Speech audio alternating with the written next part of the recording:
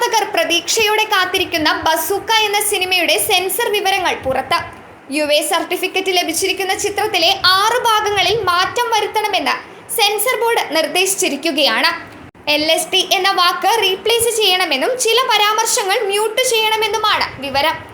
ബസൂക്കയുടെ മൊത്തം ദൈർഘ്യം 154.27 മിനിറ്റാണ്. ഏപ്രിൽ 10-നാണ് ചിത്രം തിയേറ്ററിൽ എത്തുന്നത്.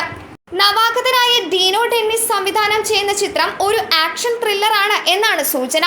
ഡീനോ ഡെന്നിസ് തന്നെയാണ് ചിത്രത്തിന്റെ തിരക്കഥയും ഒരുക്കിയിരിക്കുന്നത്. കലൂർ ഡെന്നിസിന്റെ മകനാണ് ഡീനോ ഡെന്നിസ്.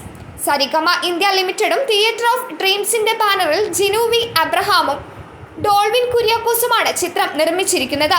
കഴിഞ്ഞ ദിവസം മുതൽ ചിത്രത്തിന്റെ അഡ്വാൻസ് ബുക്കിംഗ് ആരംഭിച്ചിരുന്നു. ചില ട്രാക്കർമാർ പങ്കുവെക്കുന്ന വിവരമനുസരിച്ച് കേരളത്തിൽ ആദ്യ ദിവസം 43 ലക്ഷത്തിന്റെ ടിക്കറ്റുകളാണ് വിറ്റുപോയത്.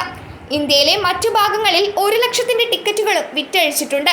ബുക്കിംഗ് ആരംഭിച്ച് ആദ്യ 8 മണിക്കൂറിൽ തന്നെ കേരളത്തിൽ നിന്ന് 26.50 ലക്ഷം രൂപ കളക്ട് ചെയ്യാൻ ബസൂക്കയ്ക്ക് സാധിച്ചിരുന്നു.